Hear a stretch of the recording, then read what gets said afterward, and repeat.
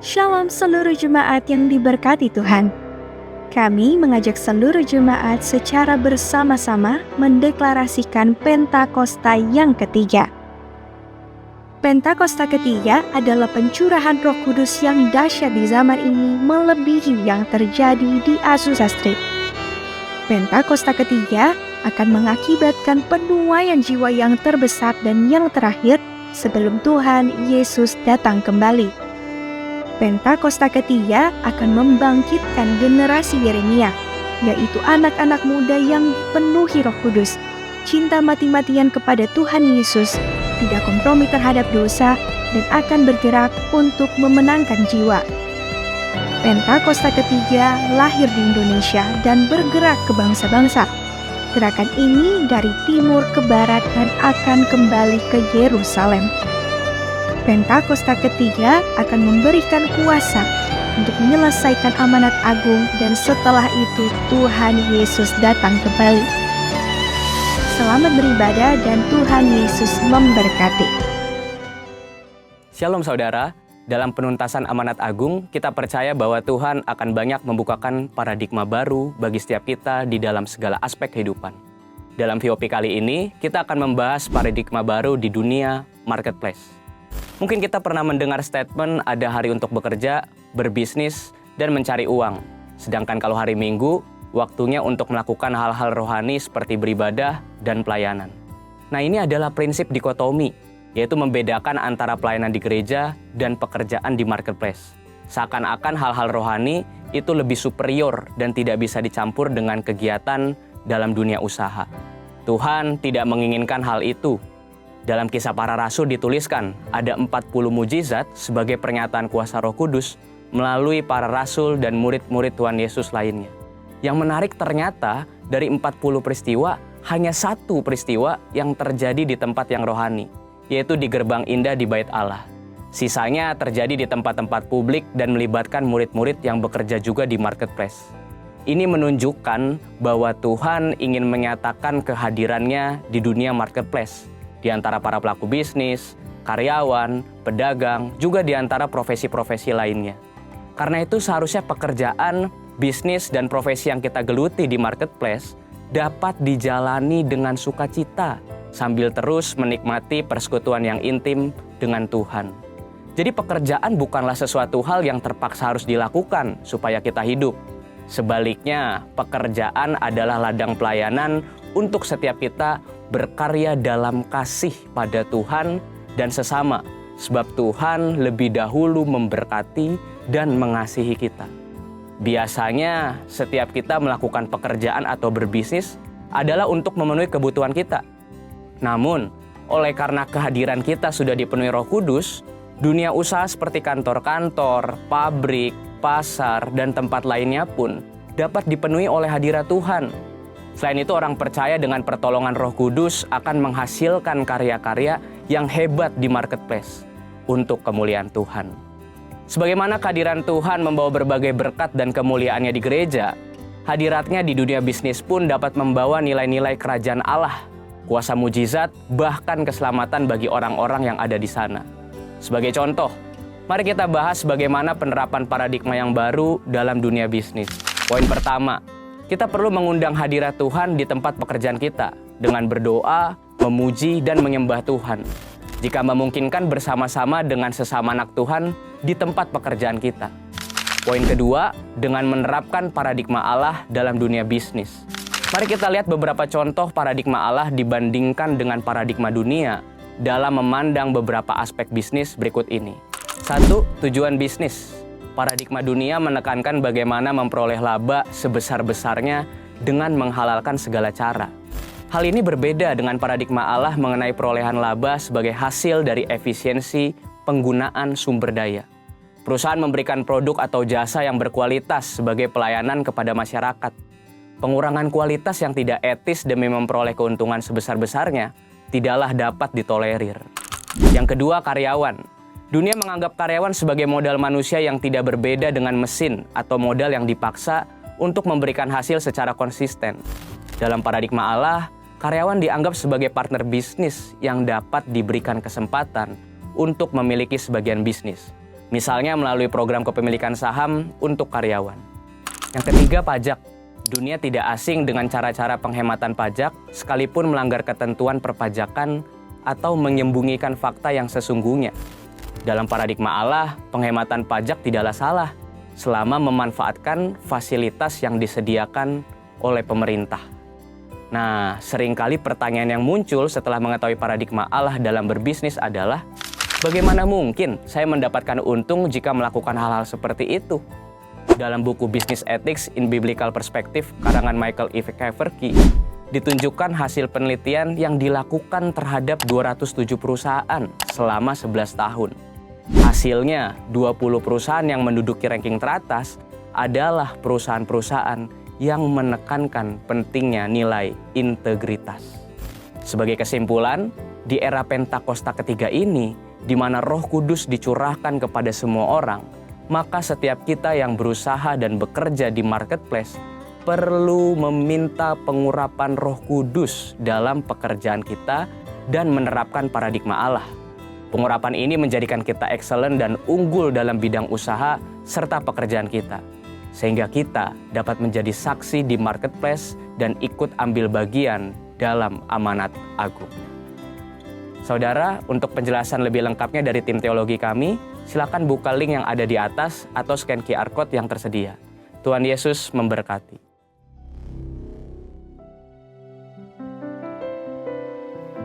Dan sama-sama kita perkatakan Mazmur 91 mengawali ibadah kita di pagi hari ini. Dalam lindungan Allah, orang yang duduk dalam lindungan yang maha tinggi dan bermalam dalam naungan yang maha kuasa akan berkata kepada Tuhan, tempat perlindunganku dan kubu pertahananku, Allahku yang kupercayai, sungguh dialah yang akan melepaskan engkau dari jerat penangkap burung, dari penyakit sampar yang busuk. Dengan kepaknya ia akan menudungi engkau, di bawah sayapnya engkau akan berlindung. Kesetiaannya ialah perisai dan pagar tembok.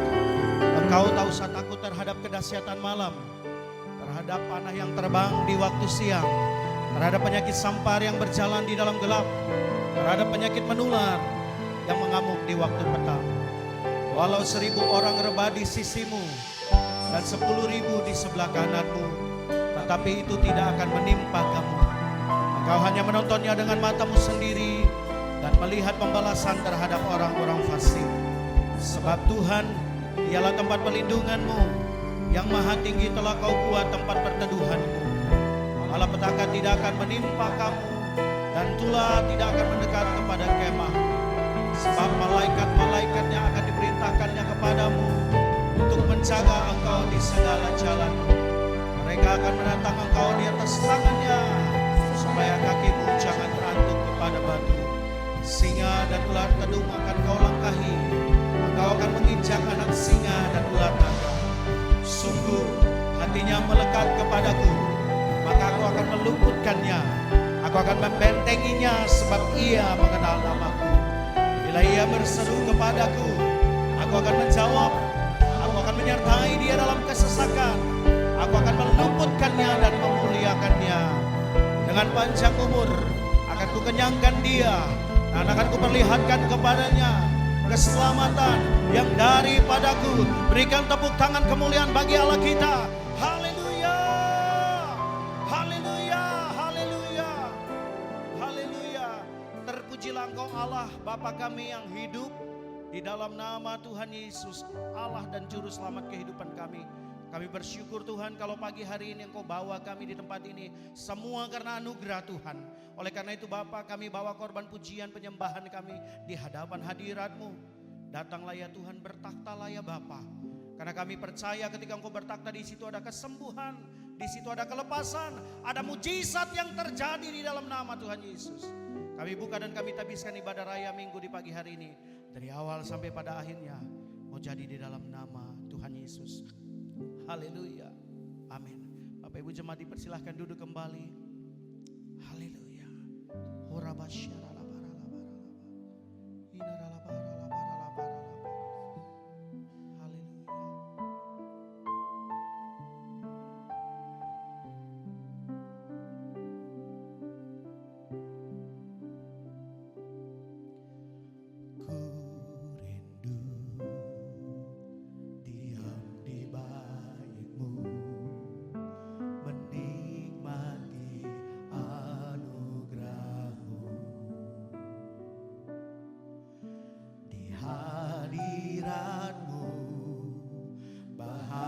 bahagiaku penuh Yesusku, Kau kerinduanku.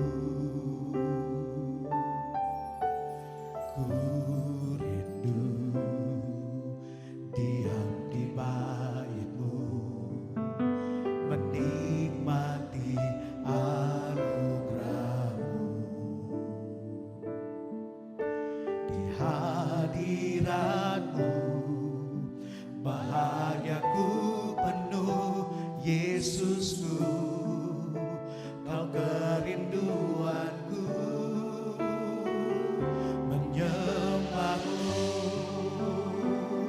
Tuhan dan Rajaku, memuji-Mu Yesus kekasih jiwaku, mengikutimu seumur hidupku. Di hadirat-Mu bahagiaku penuh.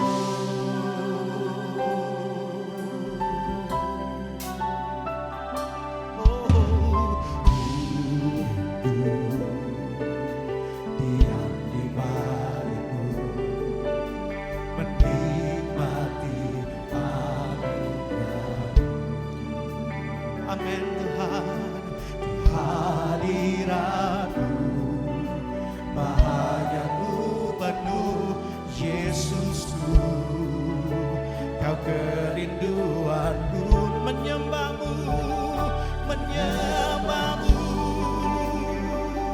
Tuhan dan Rajaku, memuji-Mu Yesus kekasih jiwaku, mengikutimu seumur hidupku. Di hadirat-Mu bahagiaku penuh. Menyembah-Mu Tuhan dan Raja.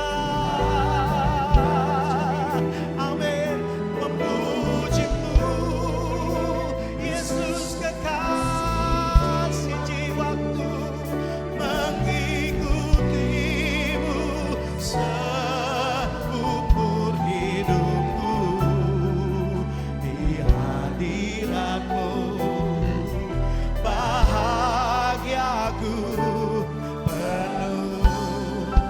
Ini kerinduan setiap kami Tuhan, sama-sama nyanyikan. Amin. Diam di bait-Mu, menikmati anugerah. Di hadirat-Mu, hadirat-Mu bahagiaku penuh Yesusku, Kau kerinduanku.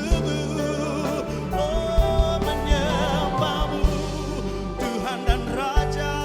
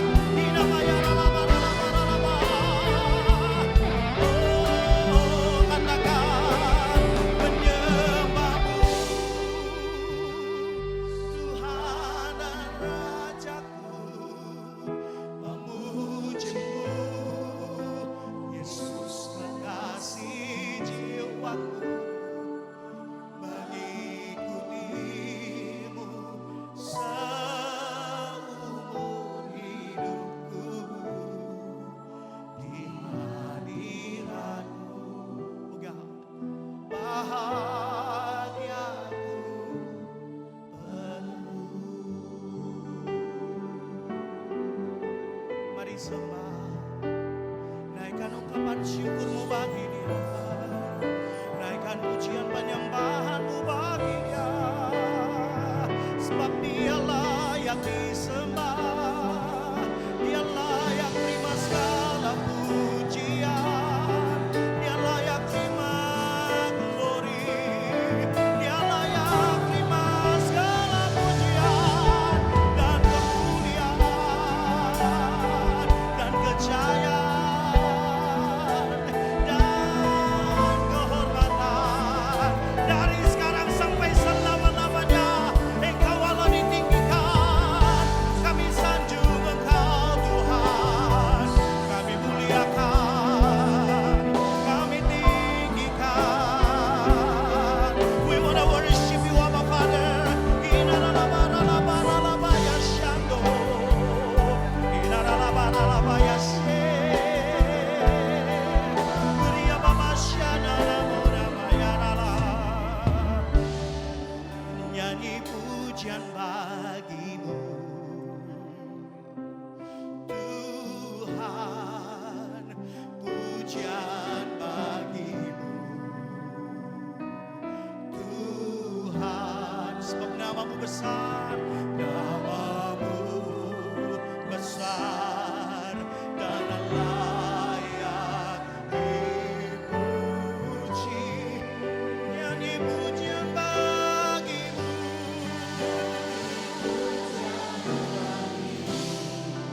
oh God, oh Jesus, pujian bagimu Tuhan, namamu besar, besar dan layak dipuji. Sekali lagi nyanyi pujian, nyanyi pujian bagi Tuhan, pujian bagi. Oh, we wanna worship you, Abba Father. Namamu besar,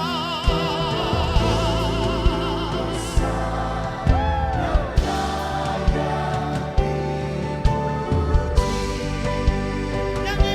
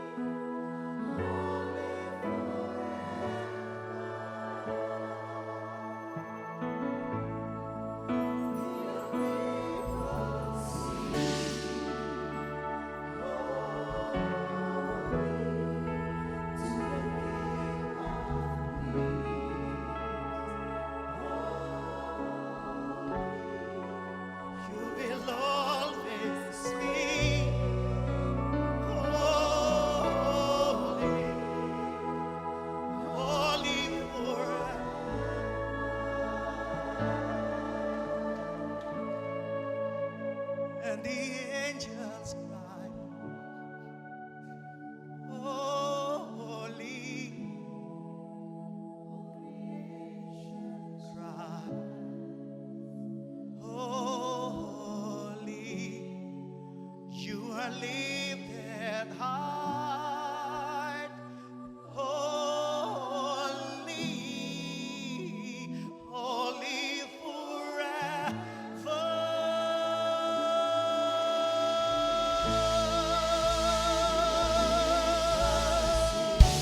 Holy Lord, to the King of Kings. Holy, you will always be. Holy, holy. Yeah, one more and the angels. Holy, all creation must bow.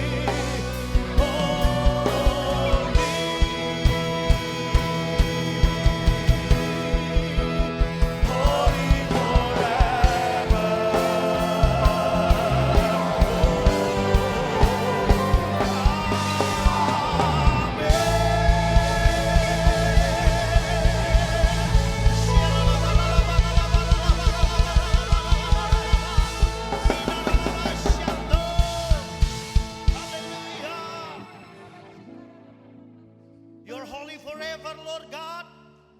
Engkau yang kudus, Engkau yang termulia dulu, sekarang, dan selama-lamanya. Takkan tergantikan kuasa-Mu. Kami bersyukur pagi hari ini Tuhan, kami masih ada. Dan Engkau masih mempercayakan kami hidup. Karena kami tahu, kami menyembah Allah yang hidup. Oleh karena Engkau hidup Tuhan, kami serahkan bangsa dan negara kami dalam tangan Tuhan. Karena kami tahu, kami percaya Indonesia ada di hati dan pandangan Tuhan. Kami berdoa dalam nama Yesus untuk Bapak Presiden Prabowo, Bapak Wakil Presiden Gibran, di dalam nama Yesus. Biarlah pemerintahan mereka ada di dalam kendali Tuhan. Kami berdoa untuk semua kabinet yang ada. Kami berdoa untuk lembaga eksekutif, legislatif, yudikatif di bangsa ini, TNI Polri, dalam nama Yesus Tuhan memberkati. Kami percaya Indonesia diberkati, Indonesia diselamatkan. Di dalam nama Yesus perekonomiannya diberkati, keamanannya diberkati di dalam nama Tuhan Yesus. Kami berdoa Tuhan untuk provinsi kami, Maluku, untuk kota kami, kota Ambon, di dalam nama Yesus. Maluku, Ambon ada di dalam genggaman tangan Tuhan. Kami serahkan Bapak Gubernur dan Bapak Wakil Gubernur. Kami serahkan Bapak Wali Kota dan Ibu Wakil Wali Kota di dalam nama Yesus. Dengan semua perangkat pemerintahan yang ada sampai di desa-desa, Allah ada dan menyertai. Terima kasih banyak Bapak di sorga. Kami juga berdoa pagi siang ini untuk Bapak Gembala Pembina kami, Bapak Pendeta Insinyur Niko Notora Harjo bersama dengan istri dan para wakil gembala di dalam nama Tuhan Yesus. Kami juga berdoa untuk Bapak Gembala kekasih kami dan Ibu Wakil Gembala dengan para leader yang ada di dalam nama Tuhan Yesus. Engkau yang pilih, Engkau yang pakai hamba-hambamu ini Tuhan. Dan kami percaya Engkau yang akan menyertai dan memberkati pelayanan mereka, keluarga mereka, usaha pekerjaan mereka diberkati berlimpah-limpah di dalam nama Tuhan Yesus. Pagi ini juga Bapak, hamba berdoa, kami berdoa untuk semua kekasih-kekasih Tuhan, jemaat-Mu yang ada di tempat ini. Kami tahu kami hadir di sini bukan sekedar mencari mujizat, Tapi kami hadir di sini bersyukurkan Tuhan untuk hidup yang Tuhan anugerahkan, untuk mujizat demi mujizat, pemeliharaan demi pemeliharaan, terobosan demi terobosan yang Tuhan sediakan dan Tuhan kerjakan atas kehidupan kami. Hamba bersyukur Tuhan, kami bersyukur. Kami serahkan Tuhan kehidupan keluarga jemaatmu di tempat ini. Kehidupan keluarga mereka diberkati, anak cucu mantu, suami istri diberkati, bahkan usaha bisnis pekerjaan jemaatmu diberkati berlimpah di dalam nama Yesus. Kami juga berdoa pagi siang ini untuk hambamu Pendeta Audi Rohadi yang akan menyampaikan isi hatimu di tempat ini. Diberkatilah pelayanan beliau, kehidupan keluarga, bahkan pelayanannya diberkati Tuhan. Kami berdoa untuk persembahan syukur yang kami bawa. Kami memberi karena kami mengasihi Tuhan. Dan Tuhan terlebih dahulu mengasihi dan bahkan mati bagi kami. Ini kami Bapak, 1 minggu berlalu dan kami melihat penyertaan Tuhan yang sempurna. Di minggu yang baru, harapan yang baru, berkat yang baru, sukacita dan damai sejahtera itu tetap ada menjadi bagian kami. Demi nama Yesus yang hidup, kami berdoa dan mengucap syukur. Sama-sama kita katakan, amin. Sambil bertepuk tangan, saya menjemput semuanya bangkit berdiri. Selamat pagi AOG, shalom. Wow, coba lihat kiri kananmu. Katakan harapanmu di dalam Tuhan tidak pernah mengecewakan. Lihat kiri kananmu, karena Dia Allah hidup. Karena itu harapan kita di dalam Tuhan tidak akan pernah mengecewakan. Come on, kita angkat pujian ini. Haleluya.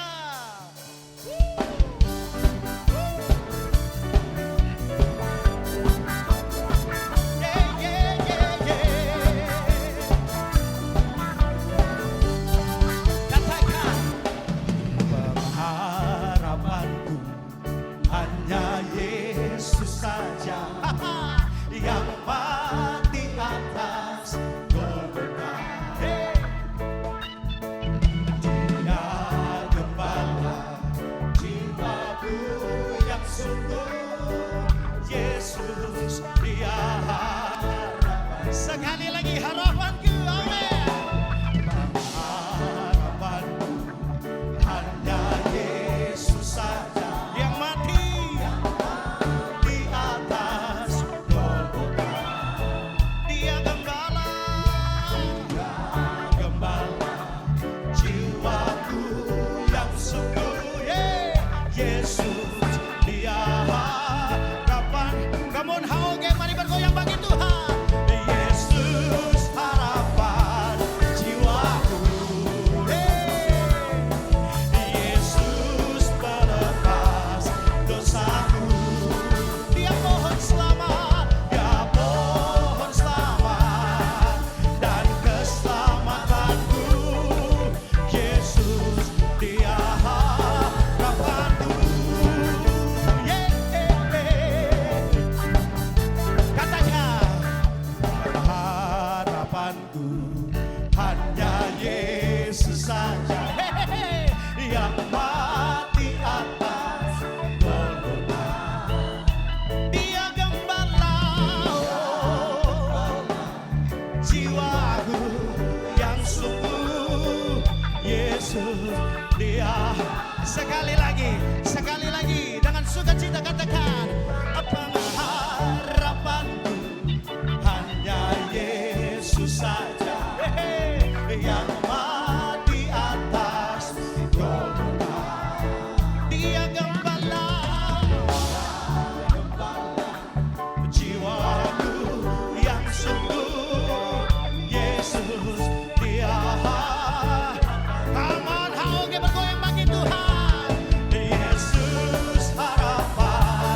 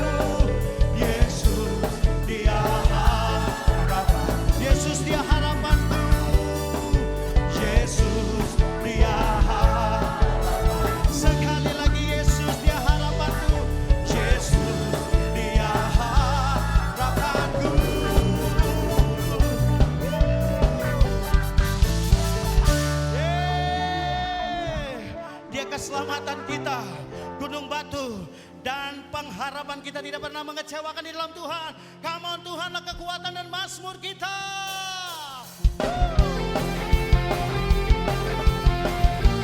Haleluya, hatiku percaya.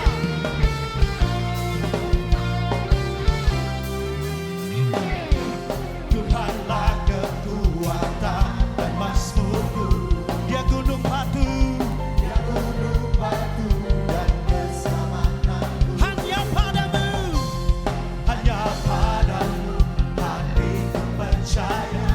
Kaulah menara, dan kota perlindungan. Everybody sing it out loud, yeah. Ku mau selalu bersyukur, sebab cinta padaku takkan pernah berubah. Hatiku percaya, walau bumi bergoncang, namun hatiku kasih setiamu tak berhijau. Haleluya, hati kami tetap percaya. Katakan sama-sama. Tuhanlah kekuatan dan mazmurku. Dia gunung batu, hanya padamu, hanya padamu hatiku percaya. Kaulah menara, dan kota perlindungan. Everybody say, ku mau selalu bersyukur, sebab cinta padaku takkan pernah berubah. Hatiku percaya, walau bumi bergoncang, gunung-gunung beranjak, namun kasih setiamu tak pergi dariku. Kaulah kekuatan, kaulah mazmurku. Oh, oh, oh, oh.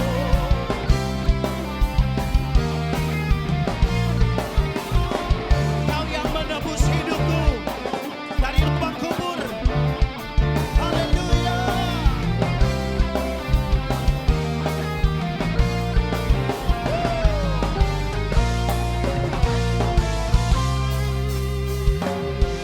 Ku mau selalu bersyukur buat cintamu takkan pernah berubah. Yo yo, hatiku percaya, walau bumi bergoncang, gunung-gunung beranjak, namun kasih setiamu. One more. Sekali lagi, come on. Aku mau selalu bersyukur, sebab cintamu padaku takkan pernah berubah. Hatiku percaya, walau bumi bergoncang, gunung-gunung beranjak, namun kasih setiamu tak pergi dariku. Ku mau selalu bersyukur, sebab cintamu padaku takkan pernah berubah. Hatiku percaya, walau bumi bergoncang, gunung-gunung beranjak, namun kasih setiamu tak pergi dariku. Kasih setiamu tak pergi dariku. Kasih setiamu tak pergi dariku. Amin. Yes, Lord. Yeah. Amin. Kasih setia Tuhan sing pigi dari ketong. Amin. Dia mati bagi ketong semua. Dia bangkit memberi pengharapan dalam hidup kita. Bapak Ibu Saudara jemaat dipersilakan duduk kembali. Wow, menyala. Sebab kami percaya Engkau yang pegang tangan kami. Haleluya. Bukan dengan kekuatan kami, Mari tundukkan kepalamu. Sebelum firman Tuhan melawat hidupmu dan hidupmu, izinkan Roh Kudus menjamah. Haleluya. Terima kasih Tuhan Yesus. Haleluya. Bukan dengan kekuatanku ku dapat jalani hidupku tanpa Tuhan yang di sampingku. Ku tak mampu sendiri. Engkaulah kuatku yang menopangku. Ku pandang wajah-Mu dan berseru, pertolonganku datang dari-Mu. Peganglah tanganku, jangan lepaskan. Kaulah harapan dalam hidupku. Sama-sama nyanyikan. Bukan dengan kekuatan ku dapat jalani hidup ini. Ku dapat jalani hidupku tanpa Tuhan yang bisa. Kami tak mampu, kami tak sanggup.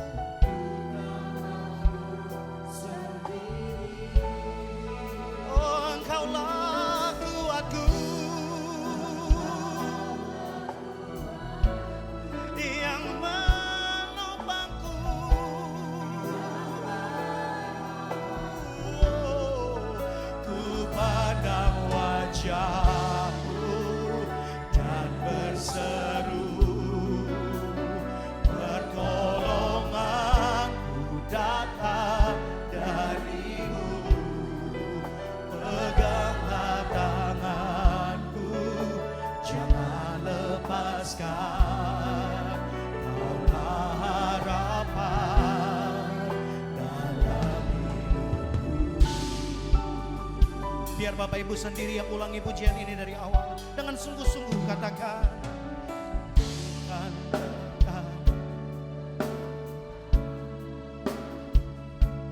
kami akui di hadapan Tuhan. Tanpa Tuhan kami tidak ada apa-apanya Tuhan.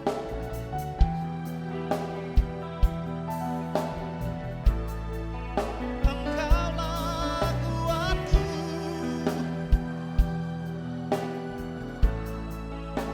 yang menopang.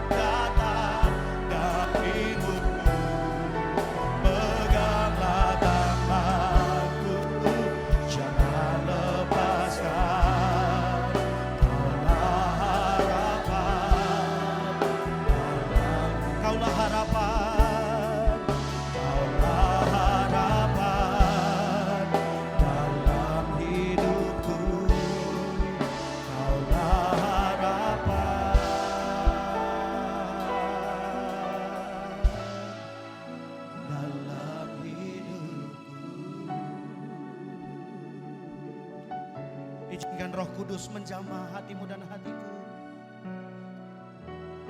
Tidak pernah terlambat kasih setia Tuhan bagi hidup kita. Tangannya tak kurang panjang, telinganya tak kurang tajam, namun Dia tepat pada waktunya. Dan kami melihat semua penyertaan-Mu sempurna. Sampai detik ini ku melihat penyertaan-Mu sempurna. Sampai selamanya Kaulah Tuhan, satu-satunya pengharap. Sama-sama nyanyikan. Sampai detik ini ku melihat penyertaan-Mu sempurna. Sampai selamanya Kaulah Tuhan, satu-satunya pengharap. Sekali lagi katakan. Sampai detik ini ku melihat. Berkali-kali Kau menolong kami, berkali-kali Kau pedulikan hidup kami Tuhan. Terima kasih. Sampai selamanya Kaulah Tuhan, satu-satunya pengharapan. Saya menjemput semuanya bangkit. Sampai detik ini ku melihat penyertaan-Mu sempurna. Sampai selamanya Kaulah Tuhan, satu-satunya pengharapan. Satu-satunya pengharapan. Satu-satunya pengharapan. Mari berikan sorak-sorai buat Tuhan. Berikan segala tepuk tangan yang terbaik buat Raja di atas segala Raja, Allah di atas segala Allah. Berikan segala hormat, berikan segala pujian, berikan segala pengagungan. Hanya Yesus yang layak, hanya Yesus yang layak, hanya Yesus yang layak, hanya Yesus yang layak untuk terima segala penghormatan, segala pujian, segala kemuliaan sampai selama-lamanya, sampai selama-lamanya, sampai selama-lamanya, sampai selama-lamanya, sampai selama-lamanya, sampai selama-lamanya. Yes. Di dalam nama Tuhan Yesus, mari bersama-sama katakan. Sekali lagi beri tepuk tangan buat Allah kita yang dahsyat. Yes, tidak ada Allah seperti Dia. Hanya Yesus yang paling dahsyat. Yang percaya katakan. Amin. Silakan duduk, Tuhan Yesus memberkati saudara. Shalom saudara. Shalom. Tuhan Yesus dahsyat. Tuhan Yesus baik. Saya percaya apapun keadaan kita hari ini, kita punya Tuhan Yesus yang baik buat kita. Hari ini saya akan berbicara mengenai domba yang hilang, the lost sheep.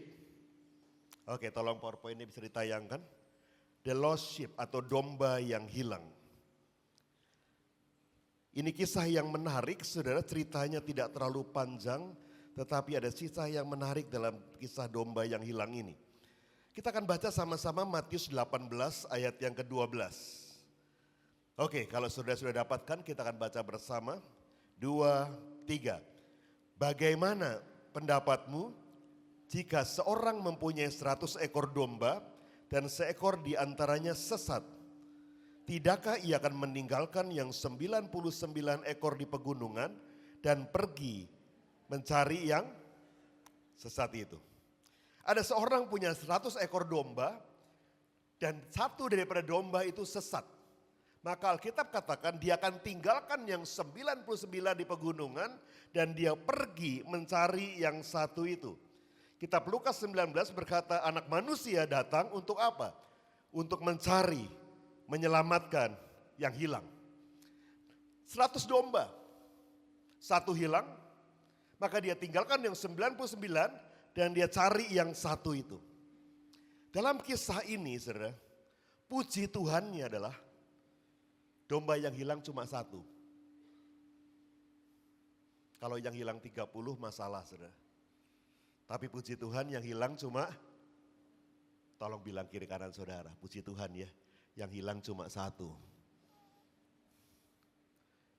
Tapi celakanya saudara, celakanya kalau yang satu itu adalah orang yang kita kasihi. Kalau yang satu itu saudara atau saya. Yang memang yang hilang cuma satu saudara. Tapi kalau yang satu itu adalah orang yang kita cintai. Orang yang kita kasihi, orang yang dekat dengan kita, celaka saudara. 100 domba yang hilang cuma satu. Puji Tuhan cuma satu yang hilang. Tapi celakanya kalau yang hilang satu itu adalah orang yang dekat dengan kita. Atau itu kita sendiri saudara. Saya pernah punya pengalaman mengenai kehilangan ini saudara. Saya punya satu anak perempuan, dia sudah menikah dan saya sudah punya seorang cucu, saudara. Waktu anak saya berumur 3 tahun, dia menghadiri ulang tahun dari temannya di sebuah mall di Jakarta, saudara. Mall itu ada di Jakarta Barat dan ramai sekali, itu daerah yang cukup ramai dan cukup trafficnya juga luar biasa, ada terminal dan segala macam di sana, banyak angkutan. Saudara, lalu setelah ulang tahun temannya ini selesai dirayakan, kami makan dan anak-anak selesai makan, biasa tidak betah diam, dia lari keluar, lari ke dalam, loncat sini, loncat sana, lalu mereka lari keluar dari tempat makan itu, dan begitu lari keluar, saudara, setengah jam kemudian mereka kembali lagi masuk ke dalam tempat di mana kami berkumpul. Dan waktu semua sudah kembali, anak saya nggak kembali. Saya tanya sama salah satu temannya, tadi kamu lari-lari sama Michelle kan? Sekarang Michelle di mana? Nggak tahu om, tadi dia lari-lari di belakang saya, tapi nggak tahu sekarang di mana. Hah? Nggak tahu. Terus gimana dong?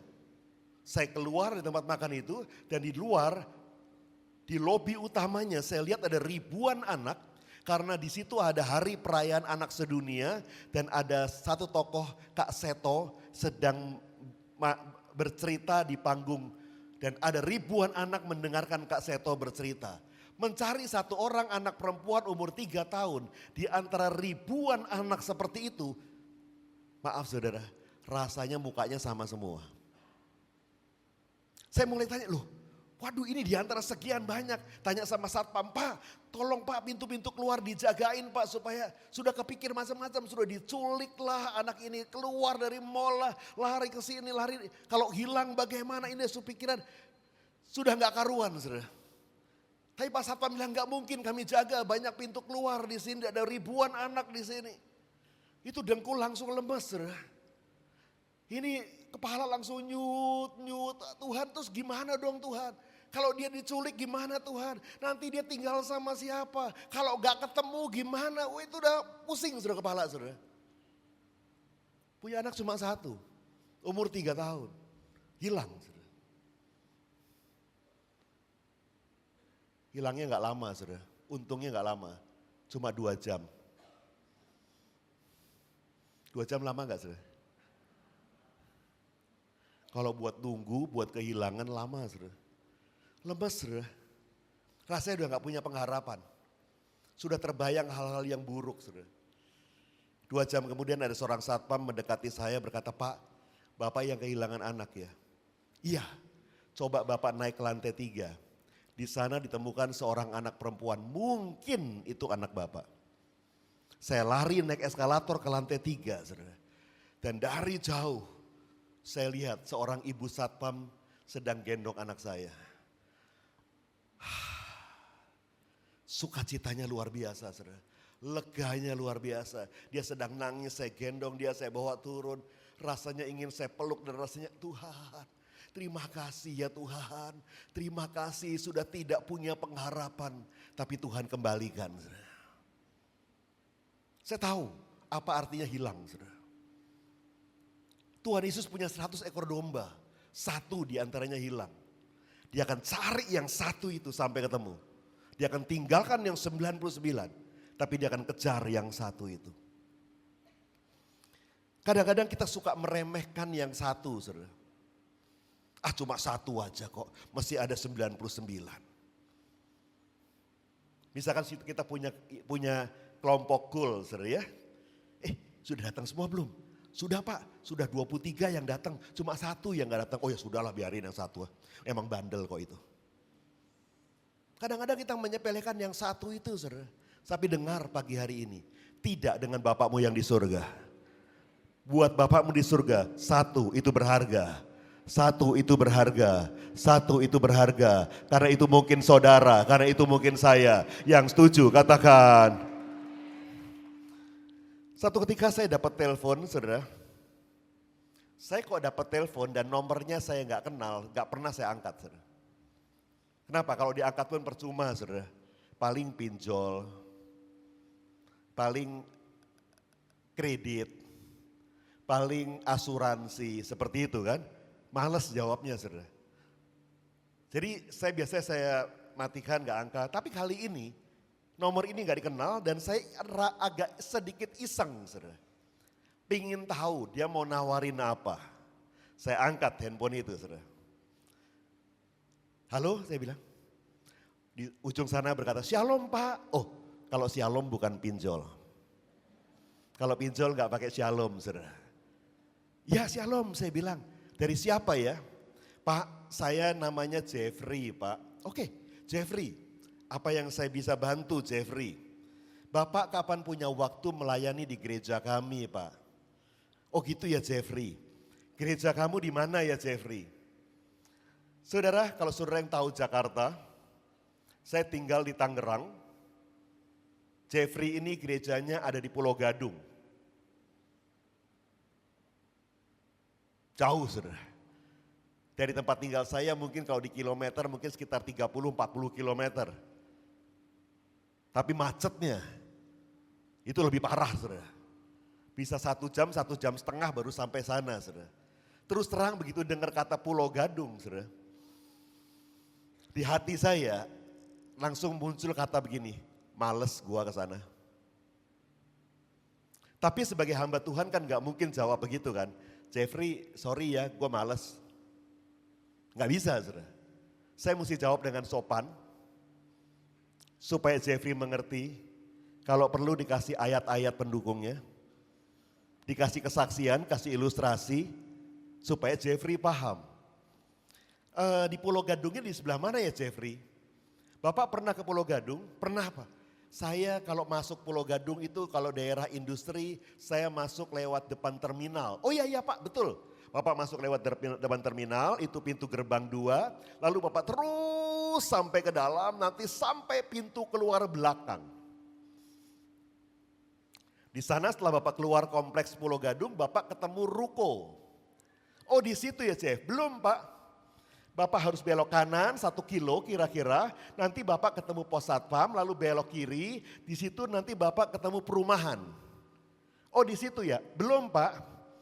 Bapak mesti lurus lagi, nanti belok kiri lagi ketemu ruko, belok kanan lagi perumahan, belok kiri lagi, kanan lagi, kiri lagi, ruko, ada pos lagi, ada ini lagi, ada ini lagi, ada ini lagi. Tambah malas, saudara. Sudah jauh, belok-beloknya banyak, saudara. Oh gitu ya Jeffrey. Kapan dia Jeffrey? Kalau bulan depan bagaimana Pak? Aduh bulan depan kayaknya gak bisa deh Jeff. Bulan depan lagi juga nggak bisa tuh. Bulan depannya lagi juga kayaknya nggak bisa tuh Jeffrey.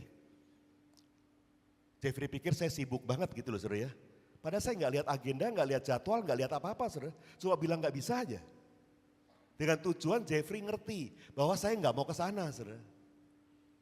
Tapi Jeffrey tiba-tiba ngomong begini, kalau gitu gini aja Pak, Bapak bisanya kapan? Kasih tanggalnya sama saya, nanti saya yang atur jadwal di sini. Disesuaikan sama tanggal yang Bapak bisa.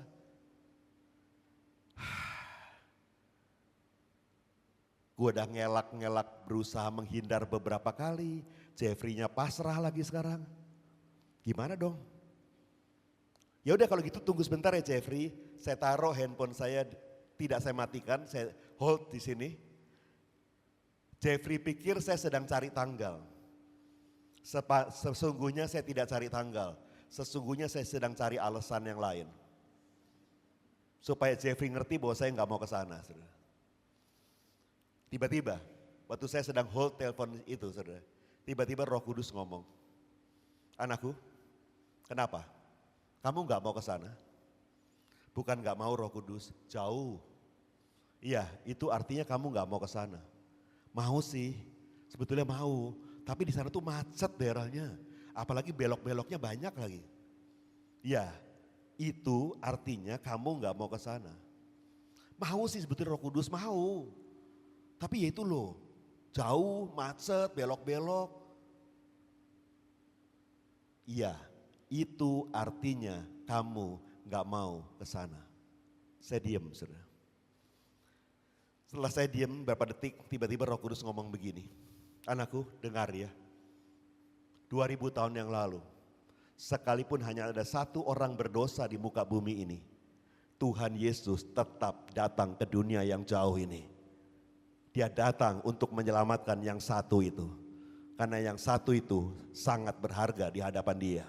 Karena mungkin yang satu itu adalah engkau atau orang yang kau kasihi. Saya nangis, saya nggak tahan. Saya nangis dalam hadirat Tuhan. Ampuni saya ya Tuhan. Saya menyepelekan nilai yang satu. Padahal buat Bapa di surga, buat Tuhan Yesus, satu itu terlalu berharga. Satu jiwa itu terlalu berharga. Satu jiwa itu berharga buat dia. Saya nangis. Mungkin 1-2 menit kemudian saya angkat lagi telepon. Jeffrey, Bapak, kamu kasih saya pilihan 1 atau 2 tanggal, saya ke sana. Tapi jauh loh Pak, saya ke sana Jeffrey. Tapi nanti belok-beloknya banyak gak apa-apa ya Pak, saya ke sana Jeffrey. Kebaktian cuma sekali, jemaatnya cuma sedikit Pak, cuma 20 gak apa-apa ya. Saya ke sana Jeffrey. Nah tadi dia yang ngotot, saya yang ngelak. Sekarang dia yang ngelak, saya ngotot saudara. Ini sebetulnya Jeffrey mau saya ke sana apa enggak sih? Pada akhirnya kami tetapkan 1 tanggal dan pada akhirnya saya tidak pernah ke sana. Setelah tetapkan tanggal, muncullah pandemi COVID-19.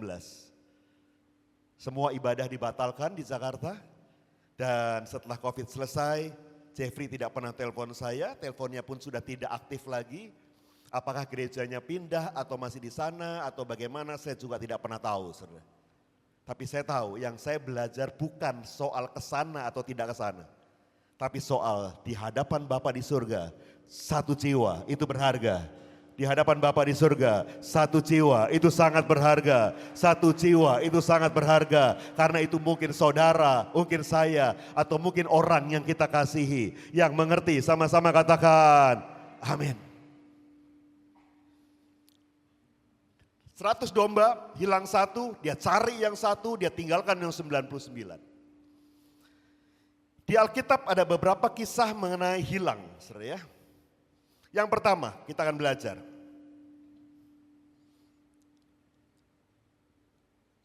Terhilang dalam pelayanan atau pekerjaan. Kita akan baca Lukas 10, 41 sampai 42. Ini kisah mengenai Maria dan Marta. Sama-sama kita baca, 2, 3. Tetapi Tuhan menjawabnya, Marta, Marta, engkau khawatir dan menyusahkan diri dengan banyak perkara, tetapi hanya 1 saja yang perlu. Maria telah memilih bagian yang terbaik, yang tidak akan diambil daripadanya. Ada dua bersaudara, Maria dan Marta. Waktu Tuhan Yesus mengunjungi Betania, tempat mereka tinggal, respon daripada kedua perempuan ini berbeda. Maria langsung duduk di bawah kaki Tuhan Yesus dan fokus hanya mendengarkan Tuhan Yesus. Tapi Marta, dia lari ke belakang, ke dapur, sibuk dengan segala macam urusan, menyiapkan makanan, menyiapkan minuman, mungkin bikin kue di sana, atau bikin teh, bikin kopi di sana, nggak tahu apa yang dikerjakan Marta, tapi juga buat Tuhan Yesus.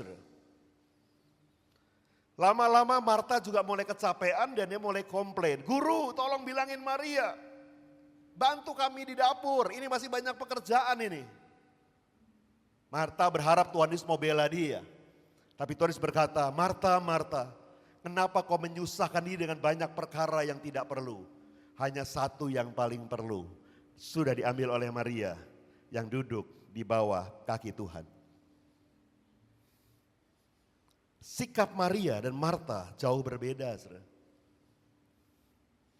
Marta mau menyiapkan segala kebutuhan Tuhan Yesus, buat makan, buat minum dan lain sebagainya. Maria nggak mau pusing sama makanan dan minuman. Maria tahu dia jarang sekali ketemu Tuhan Yesus. Dan kalau dia punya kesempatan untuk ketemu Tuhan Yesus, dia ingin hanya fokus sama Tuhan Yesus. Dia nggak peduli dengan urusan yang lain, hanya mau fokus sama Tuhan Yesus. Sudah dikasih Tuhan, maafkan saya. Seringkali kita melayani Tuhan. Seringkali kita karyawan, pengusaha, bekerja di perusahaan, bekerja di kantor. Seringkali kita disibukkan dengan aktivitas pelayanan kita. Kita disibukkan dengan aktivitas pekerjaan kita. Demikian sibuknya kita, demikian sibuknya kita, demikian sibuknya kita. Dan kita berpikir dengan kesibukan itu, kita mempersembahkan semuanya buat Tuhan Yesus. Kita sibuk melayani. Setiap hari Minggu, bahkan hari-hari yang lain kita siapkan persiapan ini, persiapan ini. Ya gak apa-apa, sudah gak apa-apa sih. Baik-baik saja. Tapi maaf, seringkali kita hanya sibuk mempersiapkan segala sesuatu. Dan pada akhirnya kita gak punya waktu buat Tuhan Yesus. Kita hanya mengerjakan pekerjaan Tuhan. Tapi kita tidak melayani Dia sebagai Raja di atas segala Raja. Saya nggak bilang apa yang dikerjakan Marta itu salah, enggak. Apa yang dikerjakan Marta itu baik, tapi maaf, itu bukan yang terbaik. Mengerjakan pekerjaan yang baik itu perlu, tapi jangan lupakan yang terbaik. Duduk di bawah kaki Tuhan Yesus dan hanya ketemu sama Tuhan Yesus. Seringkali kita sibuk bekerja, sibuk melayani. Sibuk dan sibuk dan sibuk. Kalau hari Minggu kita melayani Tuhan. Sebagai pengerja gereja, pelayan Tuhan di gereja. Wah repot urusin ini, sibuk urusin ini, sibuk ini. Dan begitu sibuknya, sampai-sampai mungkin, maafkan saya saudara, kita lupa beribadah. Kita hanya ada di gereja tapi kita nggak beribadah saudara. Kita hanya sibuk dan sibuk dan sibuk dengan segala urusan. Tuhan Yesus berkata, "Marta, Marta, kenapa kau menyusahkan diri dengan banyak perkara? Lihat, hanya satu yang penting. Duduk di bawah kaki Tuhan Yesus." Tidak salah sibuk seperti Marta, tapi jangan lupakan posisi Maria. Duduk di bawah kaki Tuhan Yesus dan hanya memandang kepada Dia. Saudara, dengar. Tuhan Yesus tidak pernah tertarik dengan kesibukan saudara. Tuhan Yesus tidak pernah tertarik dengan banyaknya jadwal pelayanan saudara. Tuhan Yesus tidak tertarik. Tapi Tuhan Yesus sangat tertarik dengan hubungan pribadimu dengan Dia. Yang Dia kejar hubungan pribadimu dengan Tuhan, bukan kesibukanmu saudara. Dulu waktu saya masih bekerja, sebelum saya sepenuh waktu melayani Tuhan, anak saya berumur 2 tahun waktu itu. Saya pulang kerja dan saya dapati anak saya sedang demam. Cukup tinggi, dikompres sama istri saya. Saya pulang gantian jaga anak saya, istri saya belum makan, belum mandi.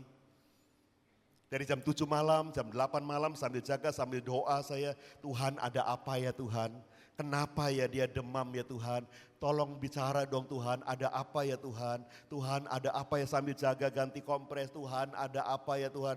Jam 9 malam, jam 10 malam, Tuhan ada apa ya Tuhan? Ayo dong ngomong dong Tuhan, jam 11 malam, jam 12 malam, jam 1 pagi, jam 2 pagi, kira-kira sampai jam 3 pagi. Begitu jam 3 pagi Tuhan ngomong begini sama saya, anakku sekarang tidurlah.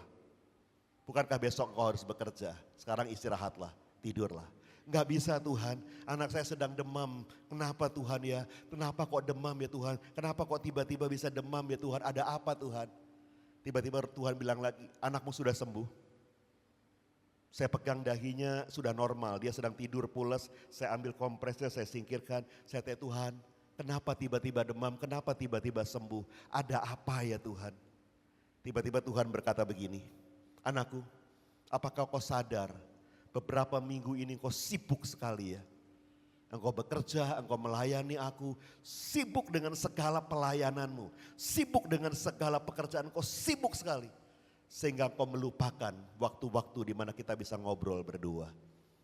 Waktu-waktu kita bisa berkomunikasi berdua. Engkau tidak lagi punya waktu untuk aku. Engkau hanya sibuk dan sibuk dan sibuk. Malam ini pun kalau anakmu tidak sakit, engkau pasti pergi dan sibuk melayani. Aku rindu engkau, aku kangen sama kamu. Tapi malam ini aku senang engkau duduk diam di bawah kakiku. Dan kita bisa ngobrol selama beberapa jam ini.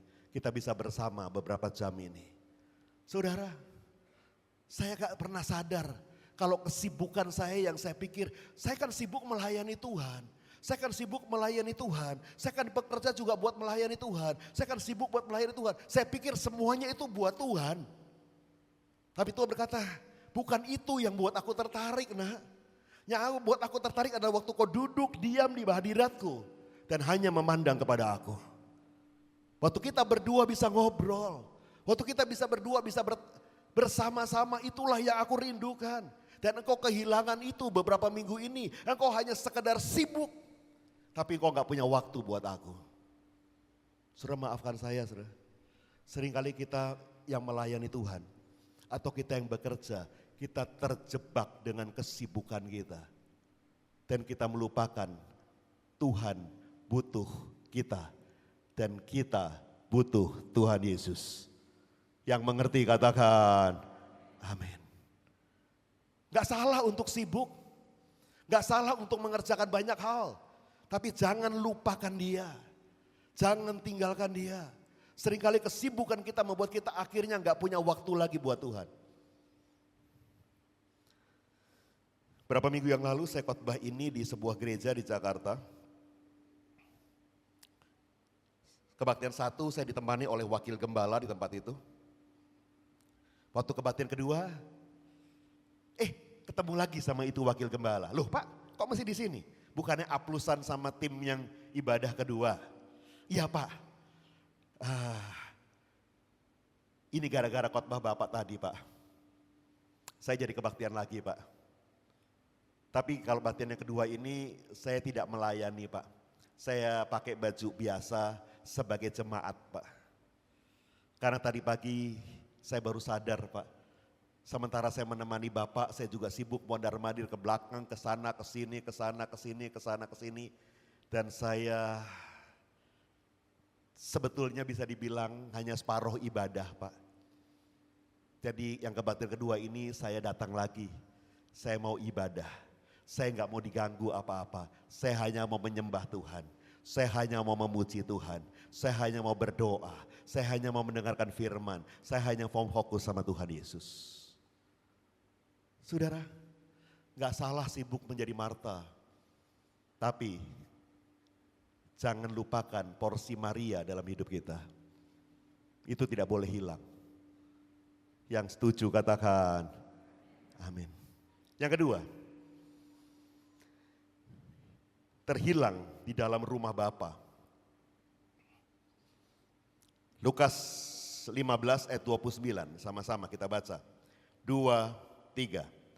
Tetapi yang menjawab ayahnya, katanya telah bertahun-tahun aku melayani Bapa dan belum pernah aku melanggar perintah Bapa.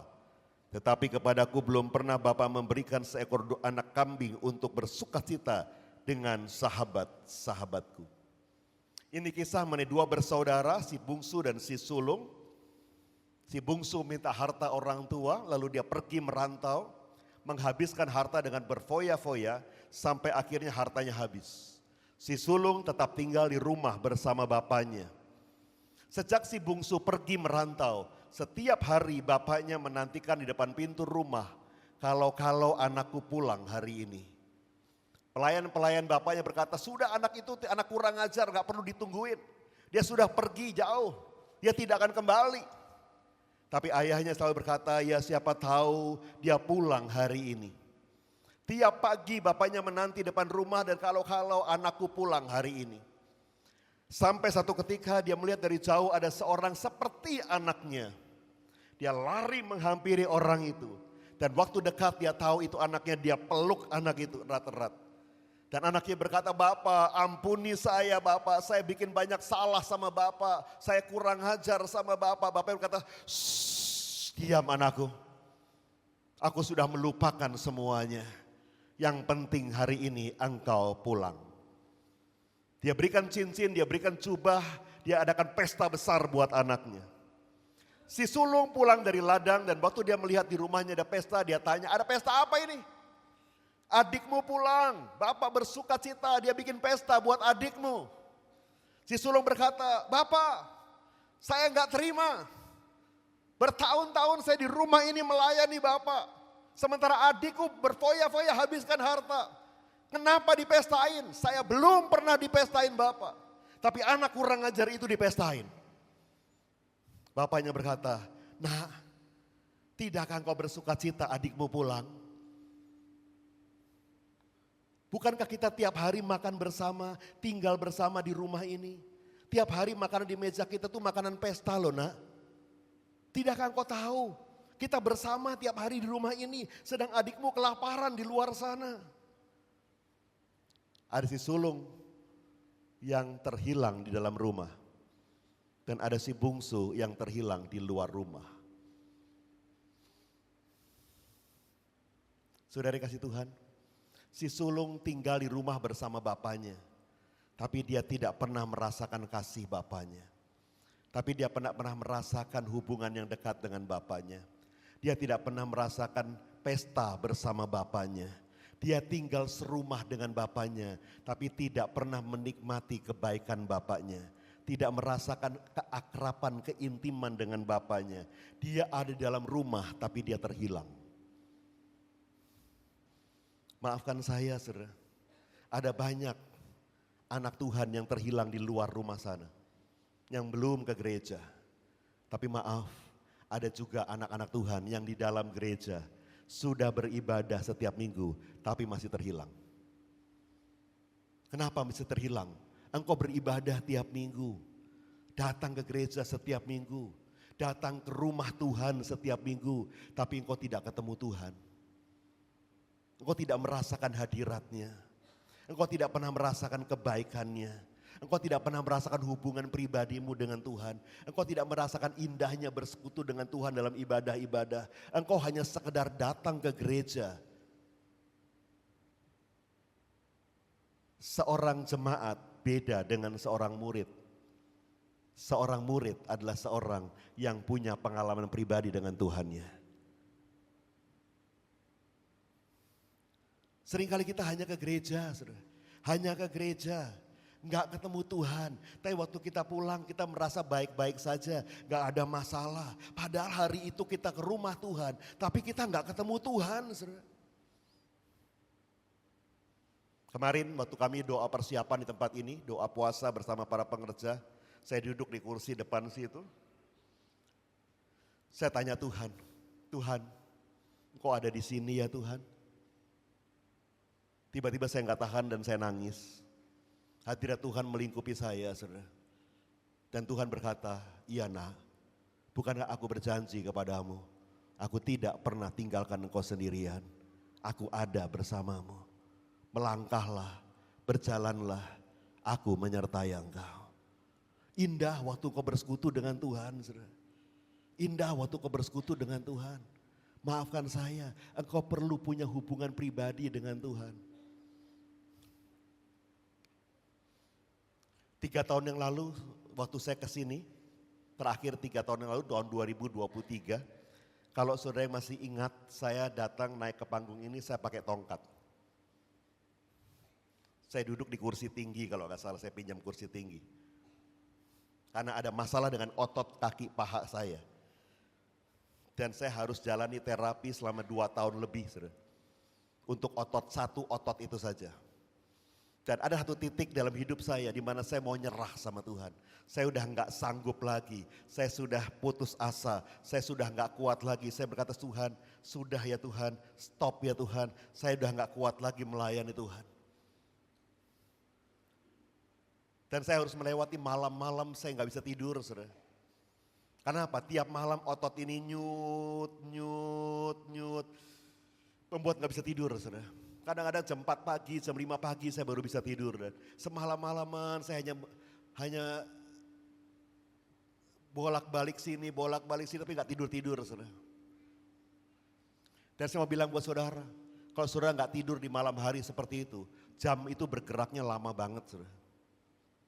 Saya lihat jam 1. Saya pura-pura berusaha tidur. Saya lihat jam lagi, jam 1:01. Kapan paginya, saudara? Dan saya harus jalani itu selama 2 tahun. 2 tahun, saudara. Saya nggak tahu awalnya kenapa. Tapi lama-lama saya baru sadar.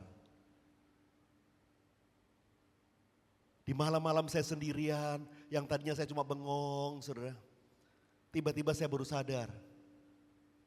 Itu adalah jam-jam di mana sesungguhnya saya punya banyak waktu untuk berkomunikasi dengan Tuhan. Saya punya banyak waktu untuk ngobrol sama Tuhan. Dan saya mulai pakai jam-jam itu untuk ngobrol sama Tuhan. Berjam-jam, saudara, rasakan hadirat Tuhan. Kadang-kadang saya nangis sendiri, kadang-kadang saya hanya memuji Tuhan walaupun saya nggak pinter nyanyi, saudara. Di masa itu lagu Goodness of God sedang populer, saudara. Tiba-tiba lagu itu muncul di kepala saya, muncul di hati saya. Saya hanya memuji pada Tuhan, Tuhan, Engkau Allah yang setia ya. Dari pagi aku bangun tidur sampai aku malam lagi tidur, Engkau setia bersama hamba-Mu. Engkau tidak pernah tinggalkan hamba-Mu sendiri. Bahkan setiap nafas hamba-Mu ada Tuhan Yesus di sana. Ada Engkau di sana. Dan saya menikmati jam-jam itu bersama dengan Tuhan tiap malam selama 2 tahun. Belakangan saya baru sadar, selama saya sakit itu sebetulnya Tuhan sedang bentuk saya untuk punya waktu khusus bersama dengan Tuhan. Dan sampai hari ini di jam-jam 2, jam 3 pagi saya selalu terbangun. Walaupun saya sudah bisa tidur lebih nyenyak, saudara. Selalu bangun. Dan saya hanya bersekutu dengan Tuhan selama 1 jam, 1,5 jam, hanya menikmati hadiratnya, kadang-kadang baca Alkitab, kadang-kadang berdoa, kadang-kadang hanya memandang kepada Tuhan, kadang-kadang hanya diam dalam hadiratnya. Itu sudah menjadi pola dari hidup saya hari ini. Saudara, engkau perlu punya waktu untuk bersama dengan Tuhan. Jangan kau jadi orang Kristen yang hanya tiap minggu ke gereja, tapi engkau tidak pernah ketemu sama Tuhan. Engkau harus ketemu sama Tuhan. Gereja tidak bisa bawa engkau ke surga. Yang bisa bawa engkau ke surga hanya Tuhan Yesus. Hanya Tuhan Yesus. Hanya Tuhan Yesus. Hanya Tuhan Yesus. Hanya Tuhan Yesus. Yang setuju sama-sama katakan amin. Tolong para pemuji penyembah. Gereja nggak pernah bisa bawa engkau ke surga, saudara. Engkau boleh rajin setiap minggu ke gereja. Tapi kalau engkau tidak pernah ketemu Tuhan, hidupmu sia-sia.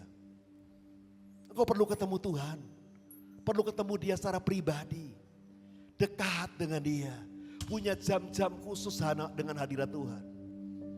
Dan kau bisa merasakan betapa baiknya Tuhan itu, betapa dahsyatnya Tuhan itu, betapa luar biasanya Tuhan itu. Amin, saudara. Tuhan tuh rindu ketemu saudara, Dia rindu ketemu anak-anaknya, Dia ingin dekat dengan saudara. Tapi juga Dia ingin saudara mendekat kepada Dia. Mendekatlah kepada Dia, maka Dia akan mendekat kepadamu. Yuk kita bangkit berdiri sama-sama yuk.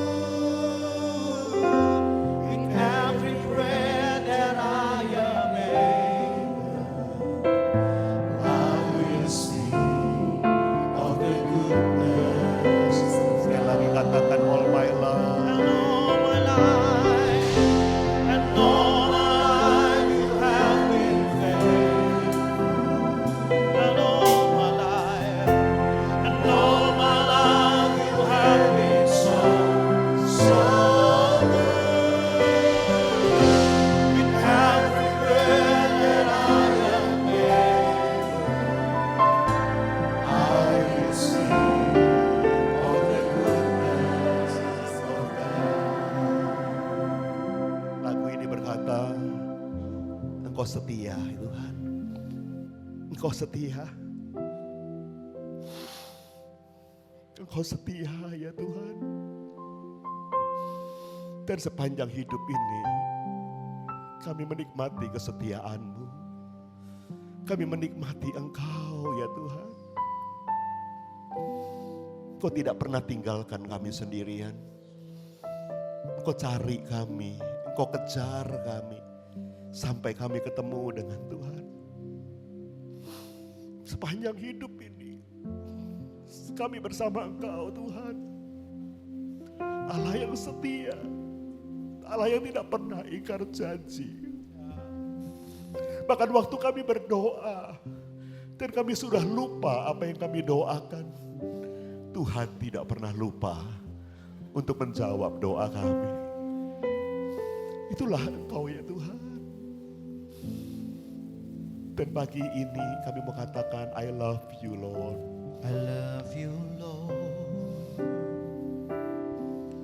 For your mercy never fails me.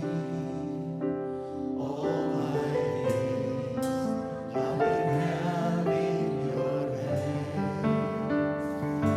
From the moment that I wake up until I lay my head, I will sing of the goodness of God. All my life you have been faithful, and all my life, you have been so good. With every breath that I am able, I will sing of the goodness of God. All my life, you have been faithful. All my life you have been so good, and all my life you have been so good. With every breath that I am able, I'm gonna sing of the goodness of my life. Say, and all my life you have been faithful, and all my life you have been so good, Lord, and all my life you have been so good. With every breath that I am able, I will sing of the goodness of God. I will sing of the goodness of God. I will sing of the goodness of God. Haleluya. Terima kasih untuk firman-Mu. Berkati Pastor Audi dan keluarga besarnya di dalam nama Tuhan Yesus. Kami semua dimeteraikan oleh firman-Mu. Ajar kami untuk menjadi pelaku-pelaku firman yang diberkati Tuhan. Haleluya. Sama-sama kita katakan amin. Bapak Ibu Saudara jemaat dipersilahkan duduk.